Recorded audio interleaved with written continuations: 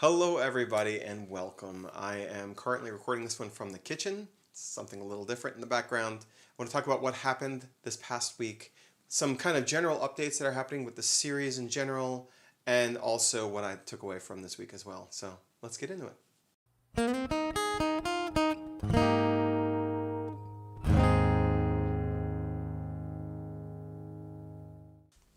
Okay, so first I want to do a couple little updates on the kind of the series as a whole, as I've kind of gotten to a little bit more of a cadence on doing these episodes. I thought the last episode, that in particular the recaps of the gigs that are going on are getting a little long. So I'm going to try to kind of focus on really highlighting interesting things that happened, new places I've played or I haven't talked about before, but really kind of getting a little quicker with those in general, because I think the meat of this series is really the tips. The other thing I want to talk about, which I mentioned in the last episode, was that I do have some downtime coming, at least in terms of performance. In November, on the 8th, I'm going to be getting surgery on my hand, and it is my fretting hand, and it is 100% related to the act of playing the guitar.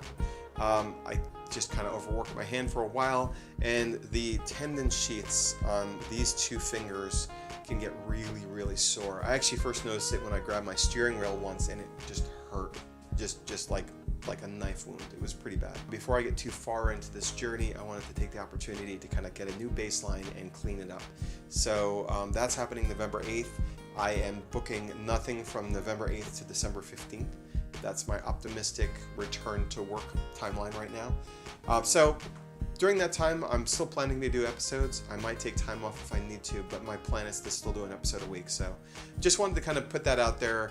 My gig schedule might get a little thin as I am having a harder time kind of reaching out to places and just saying, hey, I'd love to play your event. I'm not available. Like that's an awkward introduction, and I want to really show what I can do pretty quickly. So yeah, that's something that's kind of in the landscape right now.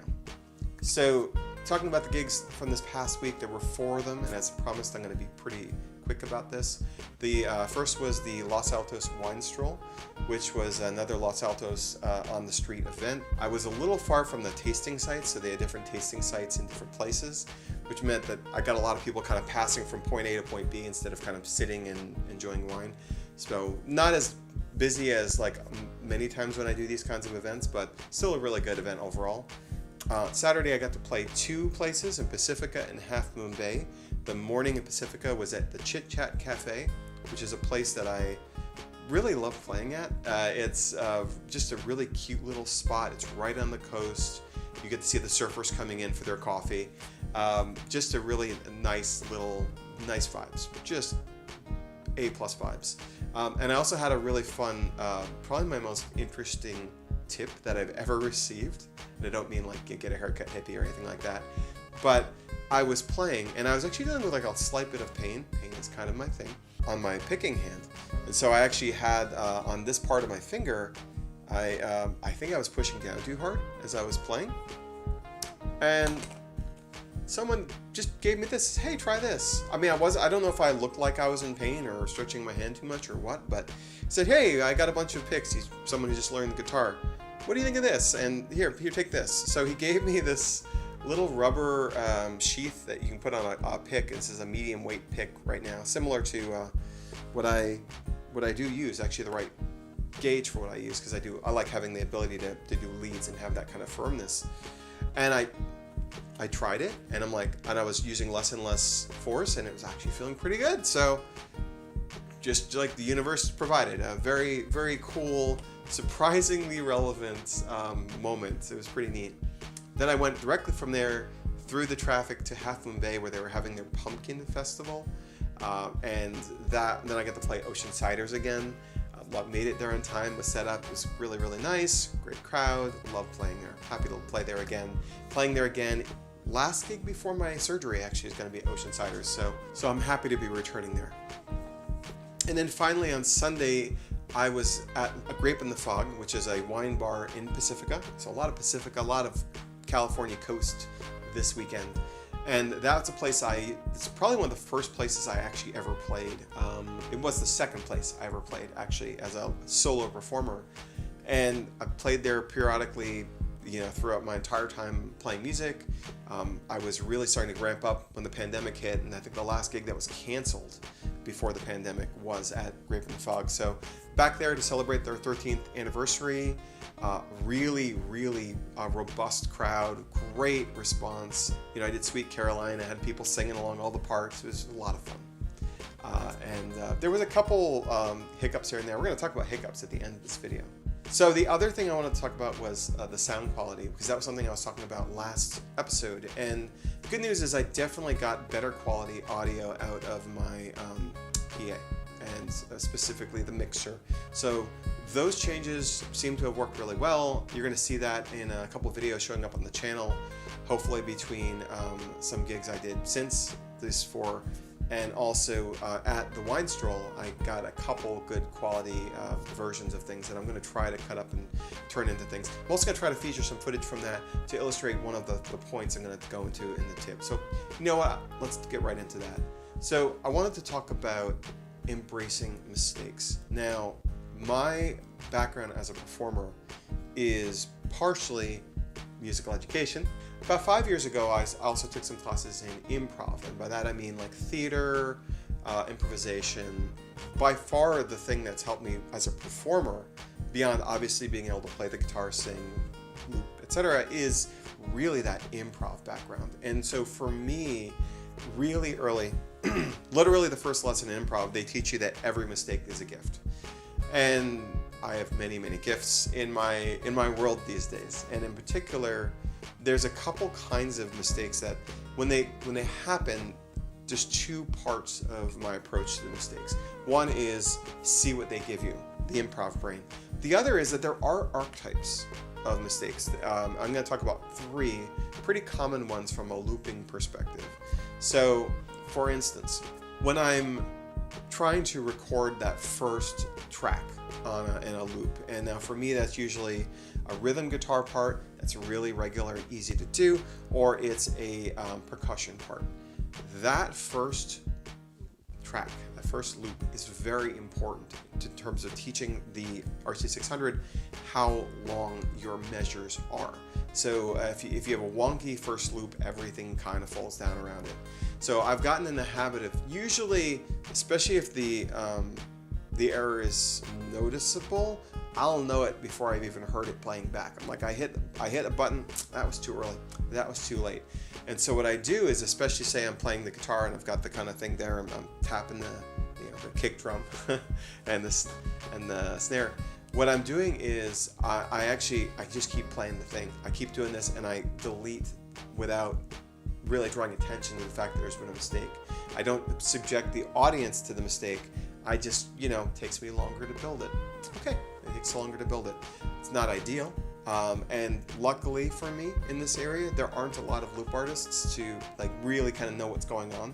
So it's a virtually invisible mistake, but it is something I think is very important to kind of be ready for, because getting that first loop right, we're not machines. I'm sure that some of the really great loopers, they probably get it right 99 times out of 100. I mean, they probably deal with the 1 out of 100 or 1 out of 1,000 or whatever it may be. But it's important to kind of have a strategy for when that first thing goes wrong. Second kind of mistake is what I call, oops, I missed the button. And it could be because I was doing a loop arrangement and I was trying to kind of start a part. And this one, I think I'll be able to illustrate in some video. And it just didn't happen, I either forgot that I needed to start something going into a solo, I didn't hit play on something. And what I do is actually set up so when I hit play, all of my loops will start on the next available measure, so I can actually kind of hit it early, so I can cue things up and then start a distortion effect or something like that, so I can go right into the solo or whatever without worrying about hitting 3 buttons at the same time. That's something I do. But sometimes you miss the button, or something gets stopped accidentally. If say you're going to a solo and it's supposed to come right in and nothing happens, the next kind of mistake I call kind of the Schrodinger's mistake. I try to make it look like I meant to do that. And what I mean is I don't panic and in the middle of a measure slam buttons until I get it back right again. I sit with it. Okay, so there's a measure, there's just drums going. There's supposed to be a solo here. Okay, 1 measure's all right. Let's make it 2. So I let 2 measures go by, I start the part, and I continue the song. So to the outside observer, it's still musical. I created tension. There's something that's happening. It's a mistake, but it's not clear that it's necessarily a mistake. But I think these are those moments where like audience members go, that was an interesting choice, when it wasn't the choice at all. The choice is what you do with the mistake when it happens. The mistake wasn't the choice. So that's what I call Schrodinger's mistake.